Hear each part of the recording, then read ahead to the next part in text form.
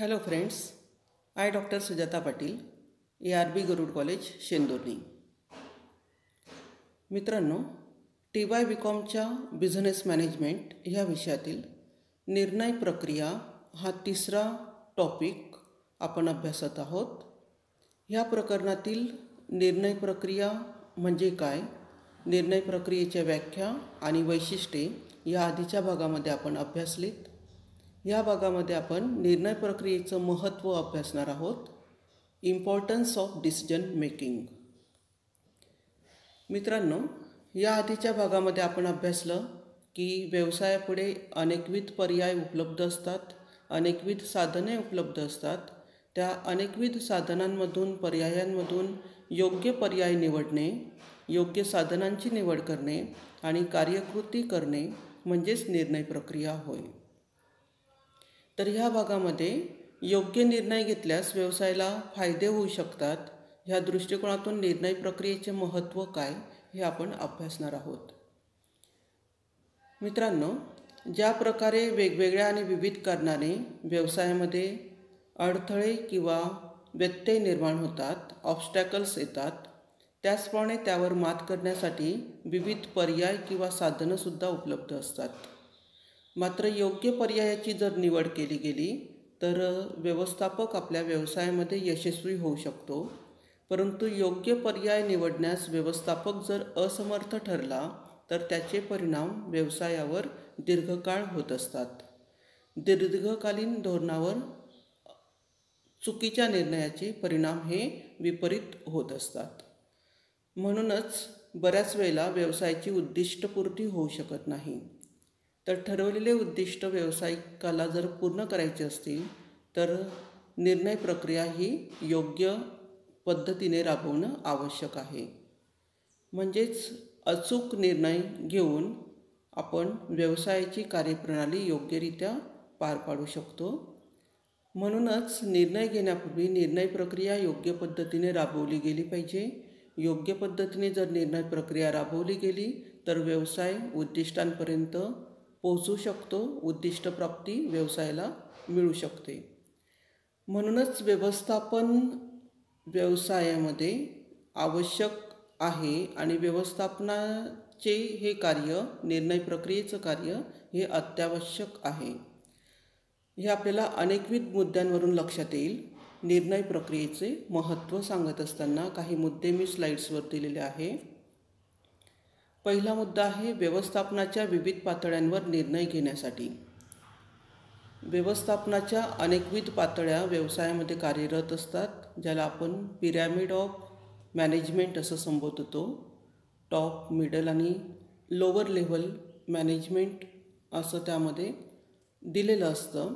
आणि ह्या पिरॅमिडमध्ये ज्या पातळ्या दिलेल्या आहे त्या पातळ्यांवरून प्रत्येक व्यवसाय व्यवस्थापनाला निर्णय हे घ्यावे लागत असतात. तर यातील काही निर्णय सोपे असले तरीसुद्धा काही निर्णय मात्र धोरणात्मक आणि व्यवसायाला दिशादर्शक ठरणारे असतात, दिशा दर्शवणारे असतात. त्यामुळे असे निर्णय योग्य प्रकारे जर घेतले गेले तर ते व्यवसायासाठी उपयुक्त ठरतात, परिणामकारक ठरतात. परंतु हे निर्णय घेत असताना बऱ्याच वेळेला व्यावसायिकाकडे मर्यादित साधनं असतात आणि त्यावेळेस व्यवसायाकडे असलेल्या मर्यादित साधनांचा, मर्यादित क्षमतेचा जास्तीत जास्त प्रभावीपणे वापर कसा करून घेता येईल, पुरेपूर वापर कसा करून घेता येईल, यासाठी व्यवस्थापकीय पातळीवर निर्णय घेण्याची प्रक्रिया ही उपयुक्त ठरत असते. त्यानंतर दुसरा महत्त्वाचा मुद्दा आहे योग्य पर्यायांची निवड करण्यासाठी. आपण मगाशी बघितलं की निर्णय प्रक्रिया ही अनेक पर्यायांमधून योग्य त्या पर्यायाची निवड करून कार्यप्रणाली अंमलात आणण्यासाठी राबवली जात असते. तर निर्णय प्रक्रिया ही पर्यायी उपलब्ध साधनांमधून निवड करण्याची प्रक्रिया असल्यामुळे योग्य पर्यायाची निवड करण्यासाठी निर्णय प्रक्रिया ही उपयुक्त ठरत असते. व्यवसायामध्ये एकाच कृतीसाठी किंवा कार्यासाठी अनेकविध साधने उपलब्ध असतात. अशा वेळेससुद्धा निर्णय प्रक्रिया ही उपयुक्त ठरत असते. या अनेकविध साधनांद्वारे कोणतं साधन, कोणता पर्याय हा कार्य करण्यासाठी उपयुक्त ठरू शकेल, ज्याचा उपयोग जर आपण केला तर ते साधन इतर साधनांपेक्षा कसं उत्कृष्ट ठरू शकेल हे आपण विचारांती लक्षात घेणं आवश्यक आहे. आणि ही विचार करण्याची प्रक्रिया विवेकपूर्ण प्रक्रिया म्हणजेच निर्णय प्रक्रिया. आणि ह्या पर्यायाची निवड करण्यासाठी निर्णय प्रक्रियाही राबवली जात असते. त्यामुळे निर्णय प्रक्रियेचं महत्त्व व्यवसायामध्ये आहे. म्हणजेच निर्णय प्रक्रियेमधून व्यवस्थापकाला विविध साधनांचा सखोलपणे अभ्यास करून आपल्या व्यवसायासाठी कोणतं साधन, कोणता पर्याय उत्कृष्ट ठरेल याची निवड करता येत असते. म्हणूनच योग्य अशा पर्यायाची निवड करण्यासाठी निर्णय प्रक्रिया उपयुक्त आहे. त्यानंतर तिसरा मुद्दा आहे संसाधनाचा महत्तम वापर करण्यासाठी. संसाधनांचा पुरेपूर उपयोग करण्यासाठी ऑप्टिमम युटिलायझेशन ऑफ रिसोर्सेस. म्हणजेच व्यवसायातील काही संसाधनांची साठवणूक आपल्याला करून ठेवता येत नाही, तर ही संसाधनं काळाच्या ओघात नाश पावतात. तर काही संसाधनाचा योग्य वेळी जर वापर केला नाही तर त्यांची उत्पादकतासुद्धा कमी होते आणि कालांतराने ही संसाधने अनुत्पादक ठरतात. म्हणूनच व्यवसायामध्ये जी संसाधने उपलब्ध आहेत, उदाहरणार्थ मनुष्यबळ, पैसा, वस्तू, मशिनरी, भांडवल अशा साधनांचा महत्तम वापर जर केला गेला तर त्याचा फायदा व्यावसायिकाला होत असतो. म्हणूनच व्यवसायाच्या ज्या अनेकविध कार्यकृती आहे, उदाहरणार्थ उत्पादन, विपणन, जाहिरात, ह्या कार्यकृती प्रभावीपणे करावयाच्या असतील तर त्यासाठी निर्णय प्रक्रिया ही महत्त्वाची आहे. यासंबंधी योग्य वेळी योग्य त्या काळामध्ये निर्णय घेणं आवश्यक आहे. आणि योग्य वेळी जर ह्या निर्णय प्रक्रिया राबवल्या गेल्यात तर ह्या साधनांचा महत्तम उपयोग आपल्याला करून घेता येईल. योग्य त्या प्रमाणात उपयोग करून घेण्यासाठी निर्णय प्रक्रिया ही महत्त्वाची आहे. कारण संसाधने ही लिमिटेड असतात, मर्यादित असतात आणि त्या मर्यादित साधनांचा आपल्याला जास्तीत जास्त वापर करून घ्यावयाचा असतो. किंवा संसाधने ही एकापेक्षा जास्त असतात, त्यामधून निवड प्रक्रिया राबवणंही आवश्यक असते. त्यानंतर पुढचा मुद्दा आहे महत्त्वामध्ये निर्णय प्रक्रियेचं महत्त्व सांगत असताना चौथा मुद्दा व्यवसायातील समस्या आणि अडचणी सोडवण्यासाठी. निर्णय प्रक्रिया उपयुक्त आहे अडचणींवर मात करण्यासाठी. निर्णय प्रक्रियेद्वारे व्यवसायामध्ये ज्या समस्या उद्भवलेल्या असतील किंवा उद्भवणार असतील किंवा अडचणी येणार असतील, त्या अडचणी सोडवण्यासाठी निर्णय प्रक्रिया उपयुक्त ठरते. कारण व्यवसायामध्ये रोज रोज नवीन नवीन समस्या उद्भवू शकतात. ह्या समस्या सोडवण्यासाठी त्वरित आणि उचित निर्णय जर घेतले गेले तर ते निर्णय व्यवसायाला त्या समस्या सोडवण्यासाठी उपयुक्त ठरू शकतात किंवा त्या समस्या पुन्हा उद्भवू नये यासाठी सुद्धा ते निर्णय विचारात घेतले जात असतात. म्हणजेच एखाद्या समस्येसंबंधी निर्णय घेतल्यानंतर त्याचा विपरीत परिणाम होणार नाही याची काळजी व्यावसायिकाने घेतली पाहिजे. ते विचारात घेतलं पाहिजे, ज्याद्वारे व्यवसायातील समस्या आणि अडचणींचं उच्चाटन केलं जाईल. आणि हे उच्चाटन जेव्हा होईल ज्यावेळेस निर्णय प्रक्रिया योग्य पद्धतीने राबवलेली असेल. त्यानंतर पाचवा मुद्दा आहे व्यवसायाच्या विस्तारासाठी. जलद निर्णय किंवा योग्य निर्णय व्यवसायाला व्यवसायाच्या ध्येयापर्यंत पोचवत असतात. व्यवसायाची उद्दिष्ट साध्य करण्यासाठी ते महत्त्वपूर्ण ठरत असतात. आणि तेच निर्णय जर उशिरा घेतले गेले किंवा अयोग्य पद्धतीने घेतले गेले तर व्यवसायाच्या ध्येयाला बाधा पोचू शकते. व्यवसायाचे निर्णय चुकीचे झाल्यानंतर व्यवसायाचं उद्दिष्ट साधलं जाऊ शकत नाही. तर निर्णय जलद आणि उचित घेतले गेले पाहिजे. जलद म्हणत असताना ते योग्य पद्धतीने सुद्धा घेतले गेले पाहिजे. घाईगर्दीत घ्यायला नको, परंतु लवकर घ्यायला हवेत की जेणेकरून संसाधनांचा अधिकतम वापर आपल्याला करता येईल, संसाधने वाया जाणार नाहीत आणि व्यवसायाचा विस्तार होईल. निर्णय जर उशिरा घेतले गेले तर व्यवसायाची गती मंदावते आणि अनेक आव्हानं, अनेक अडचणी व्यवसायापुढे उभ्या राहतात. त्यामुळे व्यवसाय विस्तार जर करावायचा असेल तर योग्य वेळी योग्य निर्णय आणि लगेचच निर्णयांची त्या ठिकाणी तजवीज केली गेली पाहिजे. उदाहरणार्थ आर्थिक वर्षाच्या सुरुवातीसच निर्णय घेतले गेले पाहिजे, नियोजन केलं गेलं पाहिजे. नियोजनाद्वारे आपण व्यवसायाचा पुढील वर्षामध्ये किती विस्तार करू शकतो याचा विचार हा केला गेला पाहिजे, की जेणेकरून साधनांचा पर्याप्त उपयोग हा केला जाईल. म्हणजेच व्यवसायाच्या विस्तारासाठी आणि साधनांचा पर्याप्त उपयोग करून घेण्यासाठी निर्णय प्रक्रिया महत्त्वाची ठरत असते. त्यानंतर पुढचा मुद्दा आहे प्रभावी व्यवस्थापनासाठी. For effective management. कोणत्याही व्यवसायाचं यश किंवा अपयश हे निर्णय घेण्याच्या कार्यक्षमतेवर अवलंबून असतं. निर्णय घेतल्याशिवाय व्यावसायिक उद्दिष्टांची किंवा कार्याची पूर्तता करू शकत नाही. म्हणूनच व्यवस्थापकाला निर्णय हे घ्यावेच लागत असतात. व्यवस्थापक निर्णय न घेता कार्य करू शकत नाही किंवा कार्याला दिशा देऊ शकत नाही आणि ह्या निर्णय घेण्यातच व्यवस्थापकाचं यश हे दडलेलं असतं, अवलंबून असतं.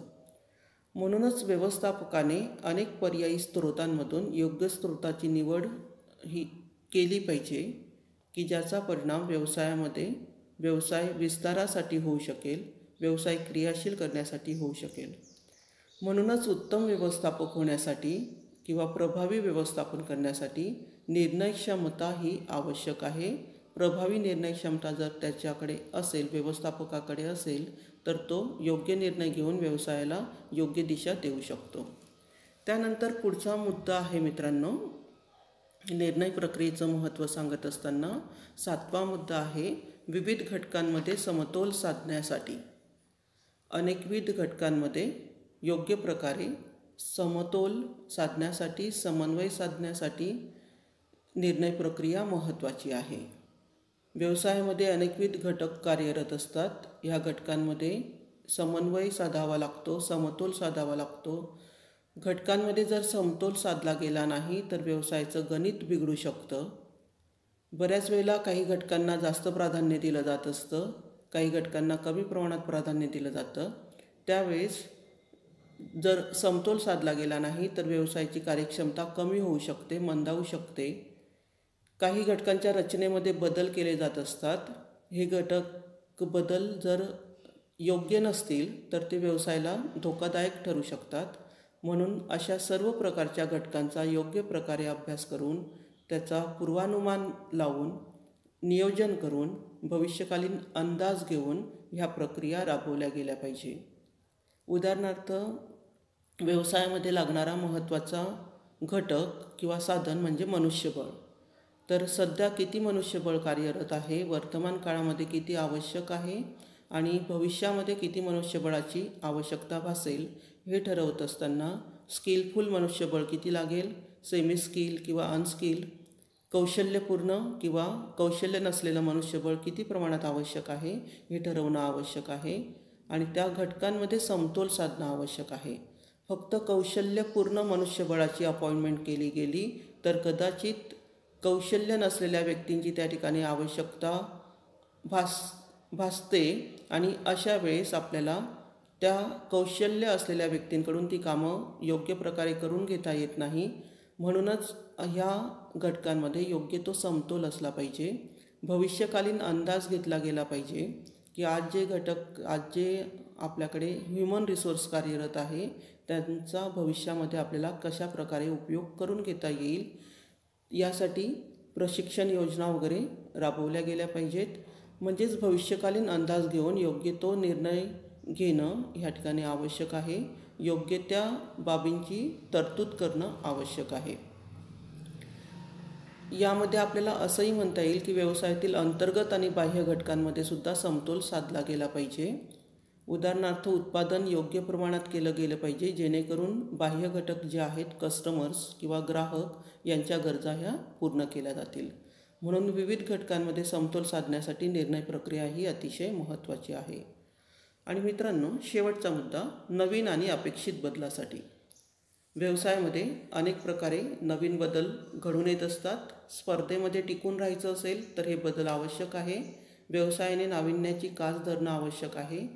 नवीन सुधारणांसाठी किंवा नवीनतेची कास धरण्यासाठी व्यवसायामध्ये बदल हे करावे लागतच असतात. हे बदल करायचे असल्यास व्यवस्थापकाला आपली बुद्धिमत्ता, चातुर्य आणि कौशल्य यांचा उपयोग करावा लागतो. त्याचबरोबर आजची गृहीत परिस्थिती आणि वास्तवता यांचा तुलनात्मक अभ्याससुद्धा करावा लागत असतो. वास्तव परिस्थिती लक्षात घेणं आवश्यक आहे. भविष्यामध्ये गृहीत परिस्थिती काय आहे ते सुद्धा लक्षात घेणं आवश्यक आहे.